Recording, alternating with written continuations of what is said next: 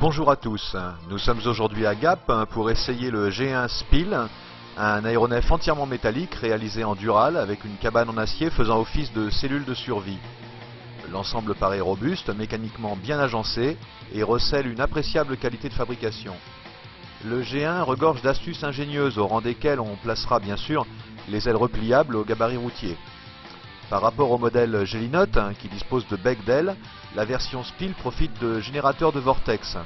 Le G1 reçoit différents types de moteurs. Ici, il est équipé d'un Rotax 912S de 100 chevaux monté sur un pré-bâti qu'il repousse loin en avant, pré-bâti robuste sur lequel est fixée la fourche. Toutes les surfaces sont tôlées, à l'exception des volets, des ailerons et de la dérive, qui sont entoilés pour le respect des masses.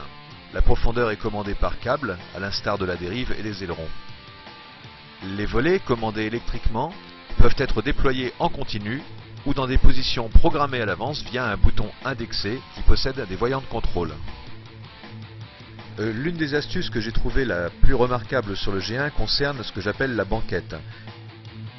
Il s'agit en fait d'une simple tôle d'alu perforée très légère qui se démonte sans outillage en quelques secondes, laissant accès à l'intégralité de la cinématique des commandes.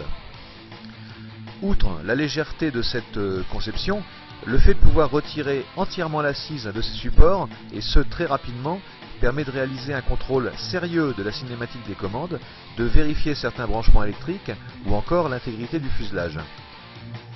On aperçoit ici le système très simple qui permet d'effacer les manches pour faciliter la montée à bord, la commande de frein avec blocage de parking, très légère elle aussi, ou encore les palonniers très rapidement réglables en éloignement. Bon, et bien maintenant en piste pour aller tester ce G1 Spiel et voir un petit peu ce qu'il a à nous offrir.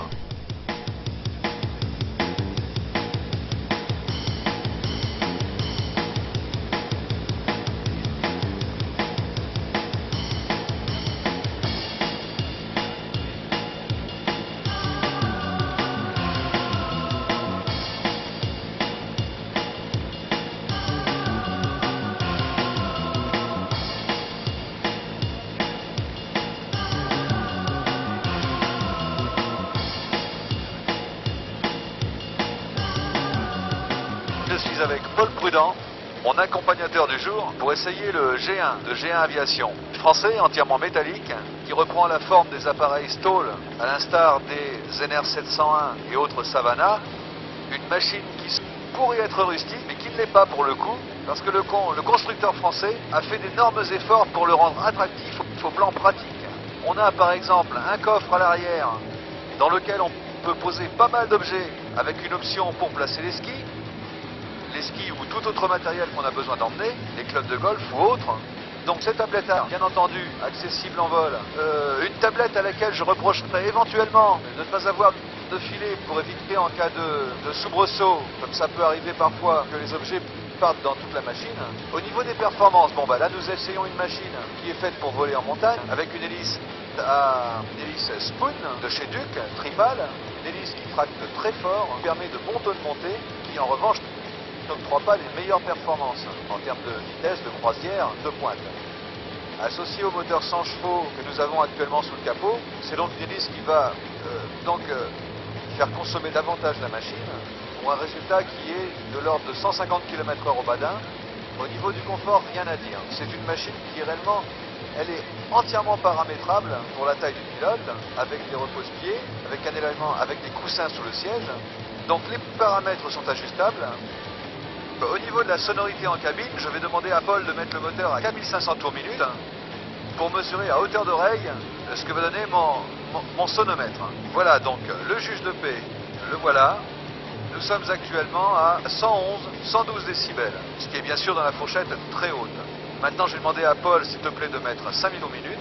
Visiblement, moins de basse fréquence, moins de vibrations, volume sonore et le volume sonore en cabine a un petit peu baissé, puisque nous sommes à 110 à 111 décibels, ce qui est nettement plus acceptable. Donc nous sommes à 5000 tours.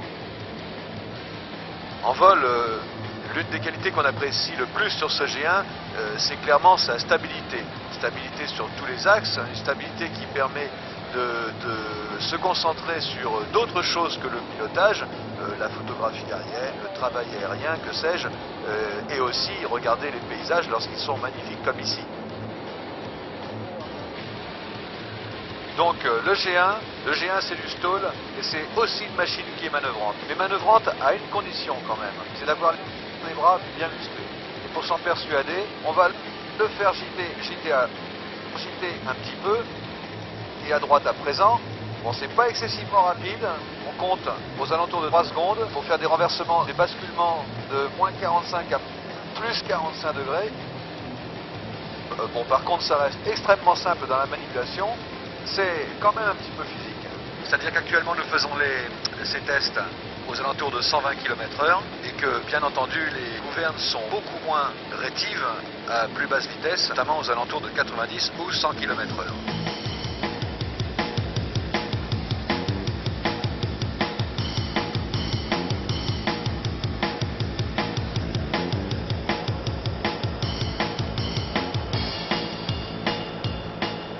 À présent, on va tester les basses vitesses et notamment le décrochage.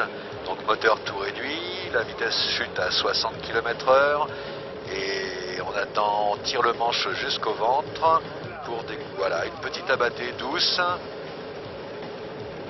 On laisse filer un petit peu, on reprend un peu d'assiette, 65 km/h, l'appareil vole de nouveau, réduction des gaz à nouveau pour déclencher un peu plus nerveusement. On tire, et voilà, la petite abattée, toujours symétrique, en douceur, aucun problème de ce côté.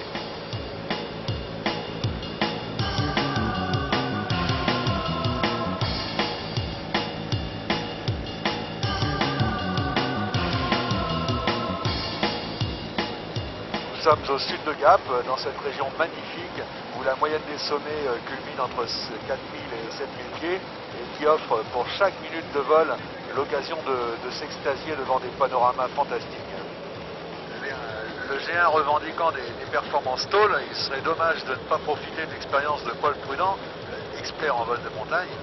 Nous repérons une petite surface perchée à 2500 pieds et dotée d'une pente à 13%. Donc en contact sur 130 MHz, qui est la fréquence de montagne, nous assurons la sécurité en opérant une inspection de piste, c'est-à-dire une reconnaissance à basse hauteur, histoire de vérifier qu'elle n'est pas endommagée ou encombrée. Voilà, on a pu voir la piste dans le détail, tout est propre. On s'aligne à présent sur la petite piste point touché. Il faut bien garder le plan de descente, le point d'aboutissement en ligne de mire. On conserve du régime moteur. Et voilà, le G1 se pose en douceur et se mobilise quelques mètres après le contact des roues, c'est du grand art.